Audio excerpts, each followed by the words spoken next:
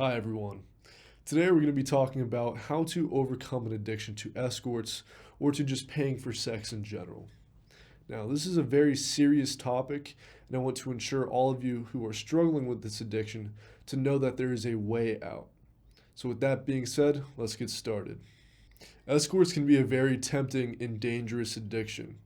Whether it's the excitement of meeting someone new and having that intimacy between you two, or just having the convenience of having a sexual partner at your fingertips is it's undeniable. You know, the allure of escorts is real.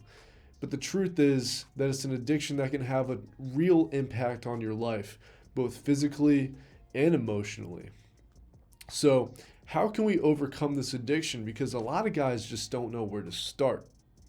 So, I'll share 4 steps on how you can build a strong foundation to overcome this addiction.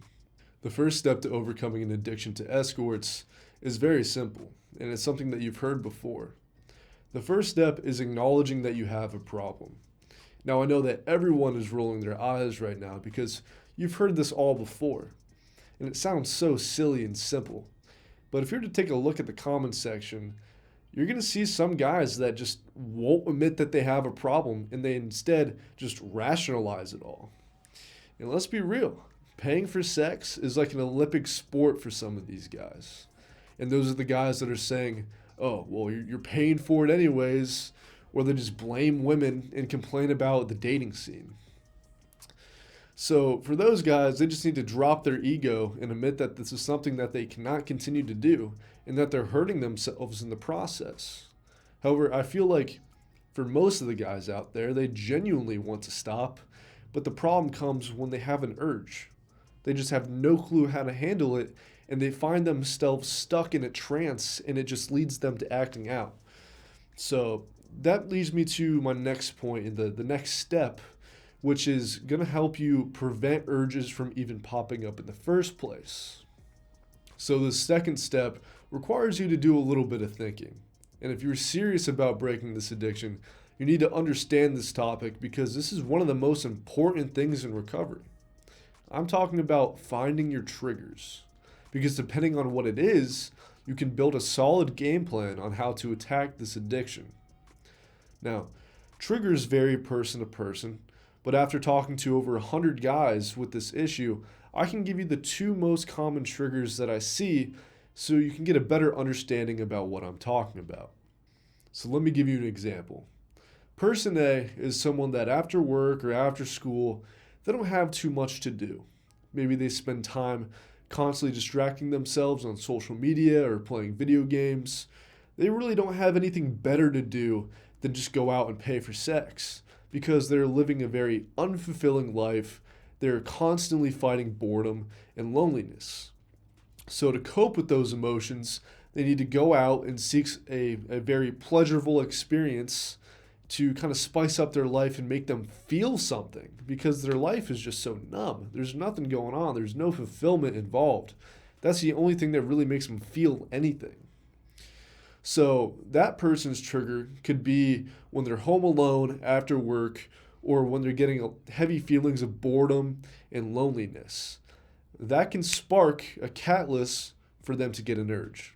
So highlighting that trigger and understanding that it's very key.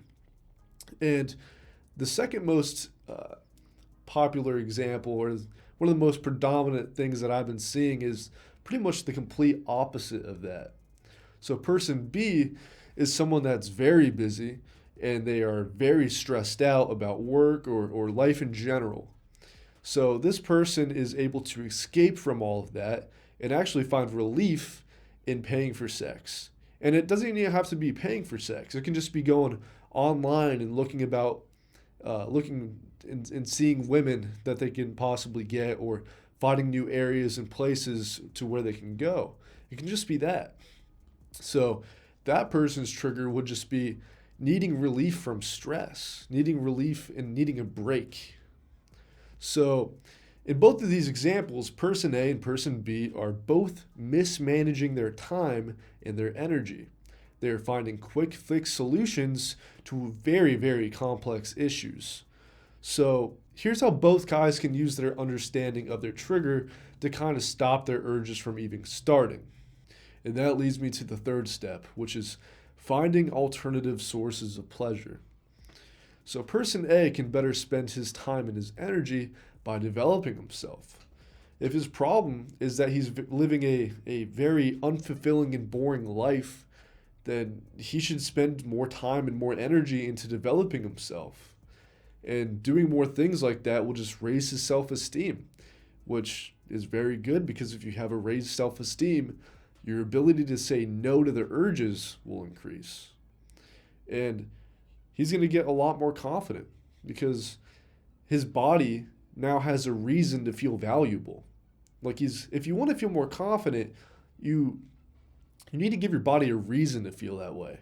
It's not something that you can do overnight and just feel like, I'm just going to turn my confidence on like that. No, you're faking it. The only way to get true confidence is to build yourself up, give your body a reason to feel valuable, and eventually get your baseline needs met.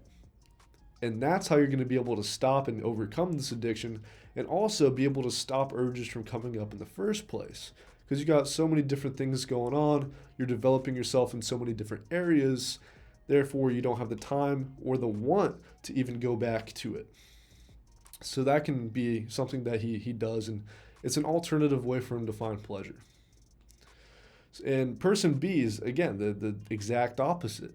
Since he's so busy and he's so stressed, doing more is probably not the answer because he needs a better escape. So meditating can give him that rest and can give him that escape. And meditation is very good for some of these guys because instead of trying to find rest or just escape from all that stress by going out and acting out or going onto these websites, now he can just go within and find pure bliss, find pure inner peace that can really just revitalize his mind and his body and make him feel good again. It's a pure 15 to 20 minutes of pure rest. You're not thinking about anything. And that can give him a very good escape. So, in both of these examples, they need to find better ways to use their time. And think about it like this. This is why I wrote it down, because this is key. You're not saying no to your sexual urges. Instead, you're saying yes to putting that time and energy into something more fulfilling. So you need to ask yourself, what is my trigger? Where am I getting my urges? What am I feeling when I'm getting my urges? And the answers to those questions will give you a baseline on how to attack this thing. So this will show you where to start for sure. The final step is to seek accountability and community, because surrounding yourself with people who can support you and encourage you will help you overcome your addiction and provide you with that strength and motivation that you need to succeed. And this is very, very key, and this is something that a lot of guys lack, because most guys are struggling with this addiction by themselves. This is just something that's going on in the dark. They're just silently struggling, and they can't tell anyone about it because it's embarrassing. They don't want to have people kind of think something about them, because even if you tell a close friend, it's possible that they kind of look at you different, even if they're a good friend. It's a very taboo thing. This is not something you want to tell a lot of people. So joining a support group or seeking support can just make a huge difference in your progress, because you're able to kind of relieve yourself of that pain and kind of bring that into the light a little bit. And for those of you who are looking for a little extra help in this, I highly recommend checking out our Discord community. Within this community, you will have direct one-to-one coaching with me, where we can go even more into depth about how to break this cycle, as well as how to build you up as a man. But not only that, you're going to be surrounded by a community of men who are dedicated to holding you accountable and who are all just working towards the same goal. So not only will you have someone to talk to, but you'll also have a network of other people who understand what you're going through and who are committed to helping you overcome this addiction. So if you're ready to take the next step in overcoming your addiction and you're looking for a supportive community of men who are all on their road to recovery, then head all over to the link in the description and book a free one-to-one coaching session with me today. Remember, The road to recovery is a journey, but you don't have to take it alone. So, there you have it, folks. By following these 4 steps, you'll be well on your way to overcoming your addiction to paying for sex.